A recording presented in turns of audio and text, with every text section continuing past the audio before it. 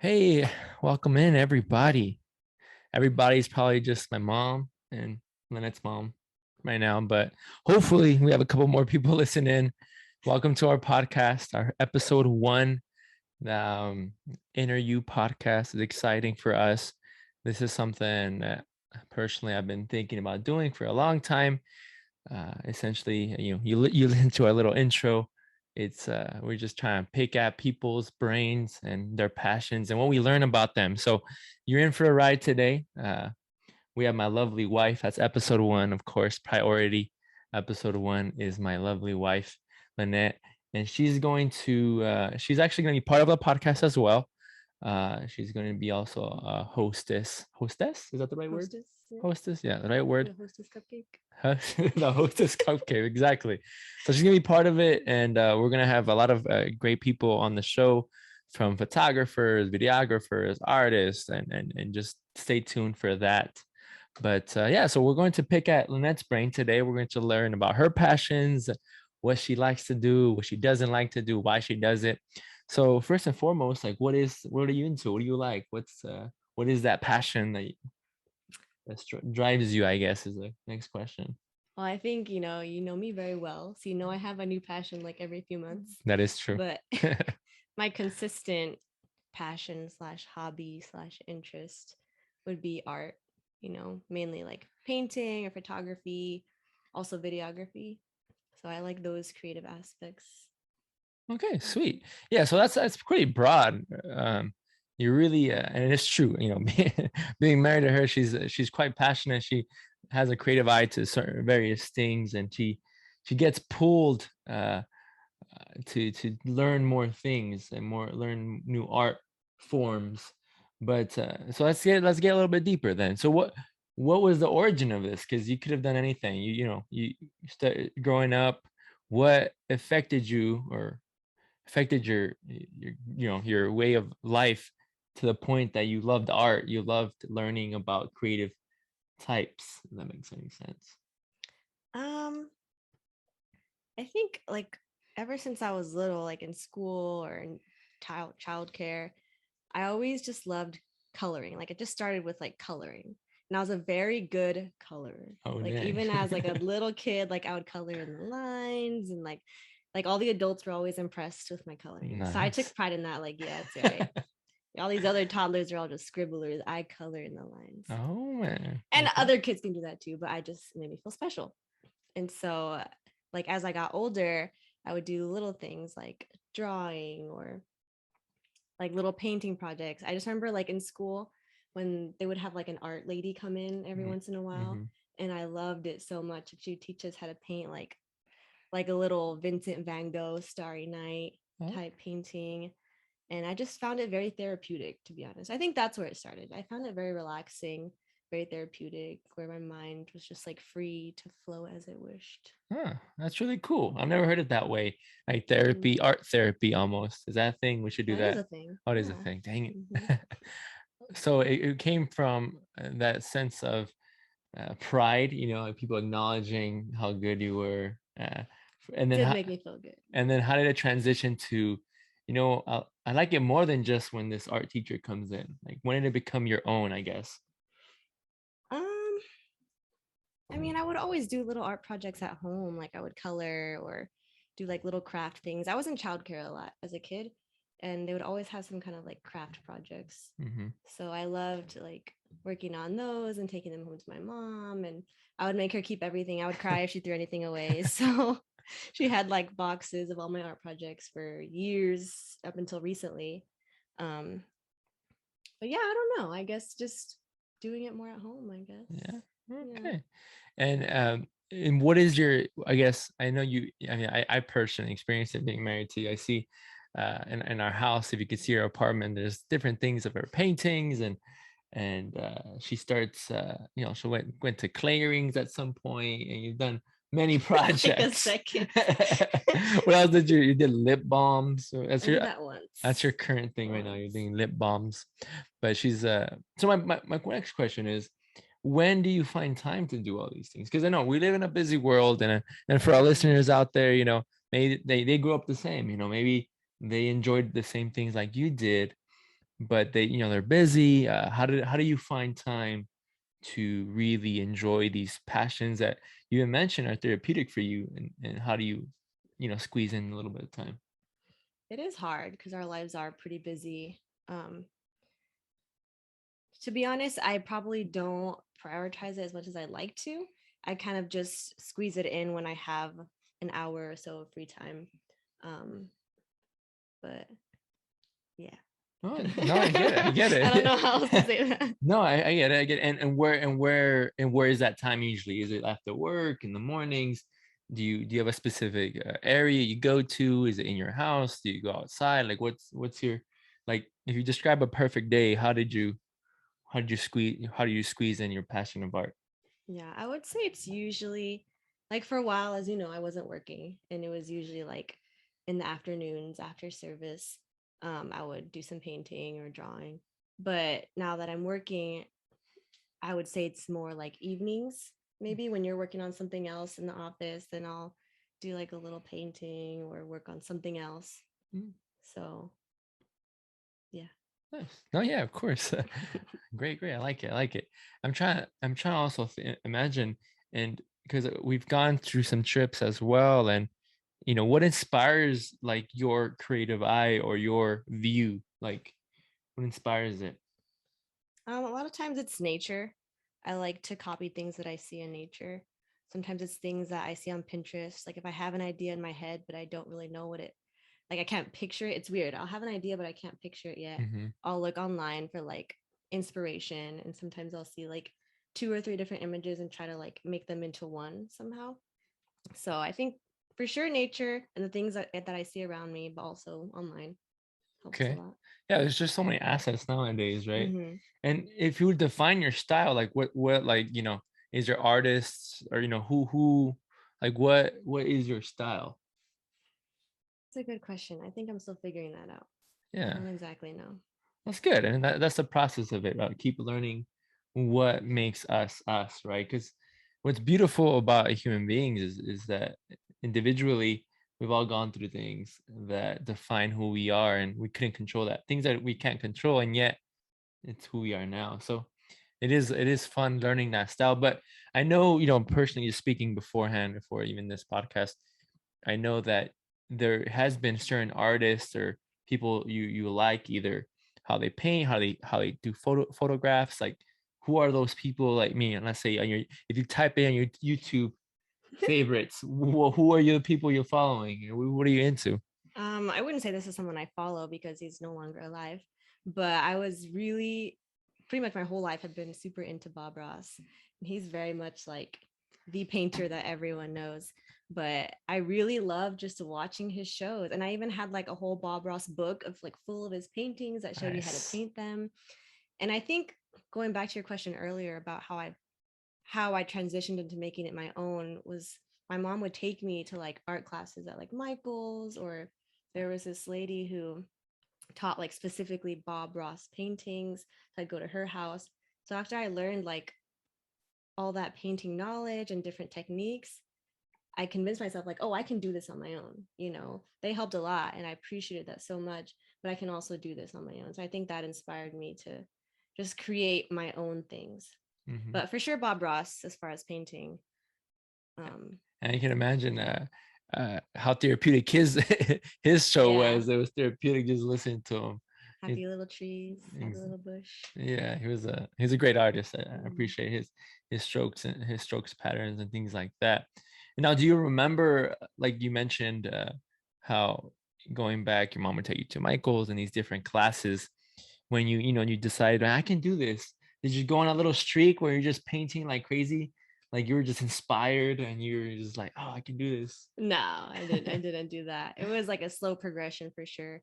Because I would also take art classes throughout school, and it was just little by little. I didn't want it to ever be a stressful thing that I ended up hating. So It's I would true. do it like when I felt like it, That's good. so that it was a good and beneficial thing for me, not something that I didn't look forward to. If that makes Excellent, sense. excellent. And do you remember that first painting, that first piece that you're maybe at the time very proud of? I mean, being a photographer myself, like I remember that first shot that maybe I was really proud of, and now I can look back at it now and I'm like, man, that was trash. but Yeah. but is there like a painting or something like that you made that you were like, man, that was amazing, and you hung it up, and now looking back, you're like, I don't know if that was that good. Kinda. One of the very first art classes my mom took me to was in Michael's, and the teacher, she's super nice, very young, very sweet. Anyways, um, I painted like these black and white roses, and she was teaching me like how to do the strokes for the roses and how to do like the shading and the highlighting, and I was like, I'm doing this. Like this is so great, and I liked it. I genuinely liked it, but like my mom.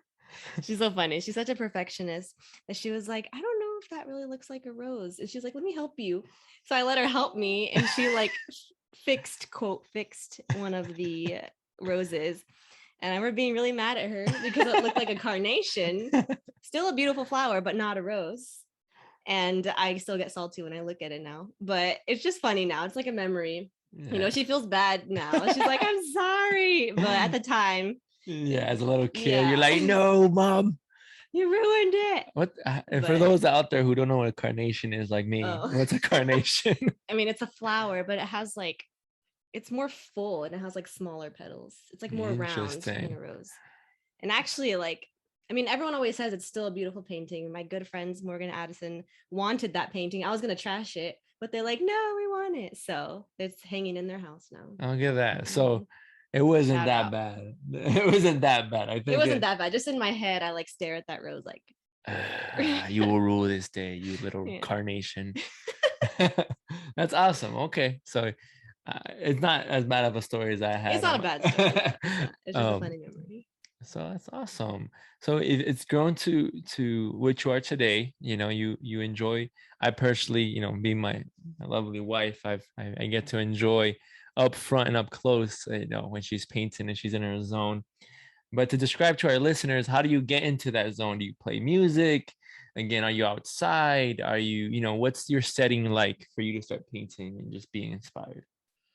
I think it changes depending on what mood I'm in. Occasionally, I will go outside if it's not too hot or too cold, but it tends to be a more work to do it outside because I've been getting into like more watercolor lately, and there's just like a lot of things that you have to bring. Mm. So I usually just stay upstairs, but definitely music helps. I I have like a whole like Taylor Swift album that I'll play. I don't Oh, know T why. Swift. You know, she just has so many genres, you know, that I can just like it never gets old. Oh man, shout out to the T Swiss fans out there. That's funny. Is it T Swiss? Is that the right T word? Swift. T I don't know, Swift but fans. So Taylor Swift is in the album, and that somehow yeah, inspires you to start just get in the mood, start painting away. sometimes, but not always. It just I have to be in a Taylor Swift mood. It's not like every single Interesting. time I'm painting. Or sometimes I'll just watch like Netflix while I'm painting. That's Even if it's just listening to it and I'm painting. I don't know. I don't really like painting in the quiet. I like something going on around me. okay. I like it. I like it. Mhm. And is there any like books, like for example, let's say there's a, again, maybe not yet, but maybe one day we'll have like kids listening to this. And there's a kid out there that, you know, I'm slowly getting into painting. Is there something like a resource you recommend, something that you appreciated that you wish you would have known at their age? Is there anything like that that you can think of that would really, you know, help like a younger listener? Um, Not necessarily a book. I would just say YouTube it. There's a lot of good information and tutorials on YouTube that really go into depth of like different techniques and how like to do different shading and highlighting, and I would just stress YouTube, to be honest. That's like the best YouTube. place you can learn. No, honestly, I agree with that. YouTube is a great teacher and a great resource. Mhm. And yeah, so and now that same young person, and let's say he was like, I'm not sure if I like this or not. What would you advise them then? What if they're like debating, you know, what they're trying to figure themselves out? You remember that time that you were at that age where you didn't know what to do, what you liked? Mhm. How do you, you know, how would you recommend? And what tips or advice would you give that person? I would tell them to try different things. Maybe painting is not their thing. Maybe they like drawing. Maybe they like ceramics. Maybe, you know, there's so many different, if it's art that they like, there's so many different forms of art that you might not necessarily like just one. You'll be more gravitated towards another. So I would advise them to try different things. I love it. I love Mhm. it. Wow. And just me as a learner here, I just like really pulling. I'm trying to apply whatever I'm learning to with anyone we interview here to my form of art. And I, for those who know, I'm really into photography and videography, but on videography, I'm just touching it. I'm not that good. I'm more photos. How do you think I could combine the things you know about painting uh, and art into photography? What advice would you give me on that? Um, I mean, you're a great photographer. This is not advice in any way, but I think if someone were looking to incorporate painting, quote painting somehow in their photography, maybe just, I don't know, seeing it more from a creative aspect and like adding like blur in some areas, or I don't know, you could always use like Photoshop to make Yeah. things more like artistic, but like good Photoshop, not like a cut and paste No, of thing. course. Get You get. know this, Yeah, of course. but Okay, I love it. Okay, so incorporating different forms of art instead of just click and shoot, yeah. essentially, Hmm. what you're saying. Okay. Now, not just I have to ask this because I mean I think I know this. Being married to you, I should know this at least. But those who are out there, I'm just probably a funny thing. Maybe they'll agree with you. There's listeners who agree with you. What do you think of those art paintings? You go to these art museums, and there's like I don't know, a banana on a wall or some paint splattered on the. What's your opinion on that? Is that art or how do you see it? Personally, I feel like an art fraud saying this, but I do not like those. I don't feel, maybe I just don't do enough research on them, to think to really hear out what their perspective on it is. But I just looking at them, I don't see the artistic side of it. Yeah. And I'm sure I will get hate for that. But I don't know. Maybe I'm not artistic enough to be able to appreciate it. Yeah, But I mean, there's always two sides of the coin. For those out there who do that type of art, hop on this show and I'd love to yeah, interview if you do you. that type of art, like have a good explanation Yeah, and I will believe you and I will love it. yeah, because it is at the end of the day, art is an opinion. What makes art valuable is not art itself, but the viewer. Without the viewer, there's no art. Right. And that's what the beautiful aspect of it is. I mean, if there's no one there to see your painting, can someone really appreciate the painting? I mean, I see what you're saying, but like if I make a painting and no one sees it, it's still art No, to of course, me. to you, Yeah. of course. But I see But what you're saying. it's that experience, though, Hmm. from the viewer and to you too, though the viewer to the painting, Yeah. and to those who make that type of art. Maybe, and I feel like I've seen a couple of YouTube videos about it. That there's people who truly do it for just the money, the business side of it, Right. and that's where I can imagine you cringe, because you're not out there for the money. You're doing it because you enjoy painting, and those like almost like an art purist, where you see people not that much work or not that much practice and somehow some way they make thousands or even millions on Yeah. these paintings when you're like that's not difficult. That's not a I don't know the Hmm. right words are for judging a painting, but Yeah. I can imagine in those senses it can be kind of cringeworthy. Yeah, definitely. Yeah. So anyway, anyone out there who's into that type of art, we're not here to hating it, or we want to learn about it. So hop on, send us a message through our Instagrams or any other format, our emails, our website, things like that. But thank you for being here today. Before we conclude, though, we have our last segment, which is I'm trying to find the right way to word this. Is it explain that piece, explain that shot? Because we're gonna interview from different types of passions. So I don't know how to Hmm. word this segment, but essentially, as part of the segment, we're going to choose or she chose an art piece that she really appreciates, that she or an image she took, because she also does photography, and she's going to explain us the story behind it, why she appreciates it. It's almost like getting to pick at the brain of the artist, which we're doing this evening. But when you go to a museum and you see an art piece and then under it, it just has a title of the piece, but you know nothing about it, right? You have to formulate an opinion yourself. So what we're doing is selecting a piece that you chose and understanding why you took it and why is it so valuable to you. So can you share that with us? So for those who are just listening to our podcast, I welcome you to follow us on our Instagrams, interview podcast. It will be down in the description and stuff like that. And you'll be able to watch the video format to see the image that we're looking at. But we're going to show at least the video camera, and then we'll show also a different format. But anyway, just describe this picture for us, or why is it so valuable to you? Okay, so I know I've been talking a lot about like painting and drawing. This is not a painting or a drawing. This is an actual photo that I took because I do enjoy photography as well. I'm not as good as my lovely husband over here, but I do enjoy it. This picture is of my good friends, Morgan and Addison, from California. This was taken a few years ago.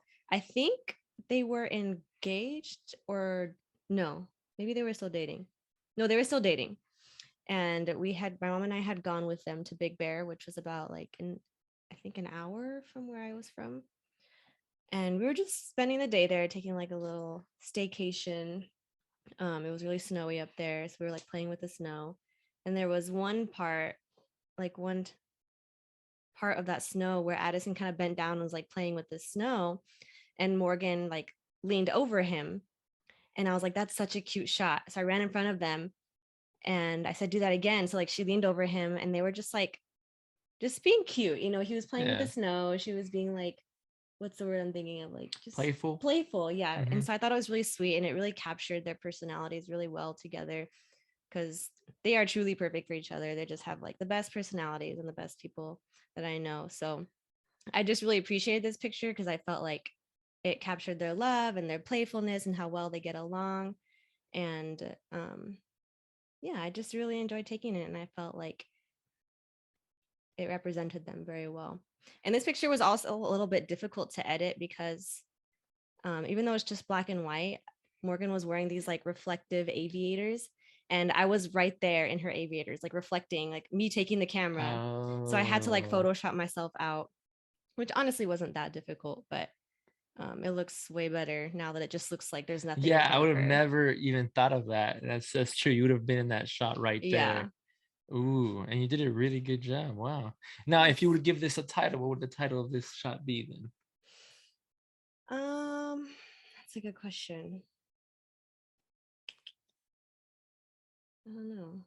It's okay. I haven't really thought Maybe about our that. listeners can throw some suggestions what this shot can be named. And again, thank you for being here with us today. And you'll hear more about my lovely wife, Lynette, and myself in our interview podcast. This is our episode 1. Just giving an introduction about ourselves, of Lynette. Those who don't know who I am, my name is Joel. I mean, you saw in our little intro segment who I was, but I'm a photographer. I wouldn't say a professional photographer because I seek to just get better and better, but I do enjoy photography a lot. So yeah, the whole purpose of this podcast is to learn more about art and people's passions and how we can learn from it. So if you're a person who loves that type of thing, stay tuned. I don't know what the right wordage now is for Spotify or Apple Podcasts. Add us to your playlists or whatever.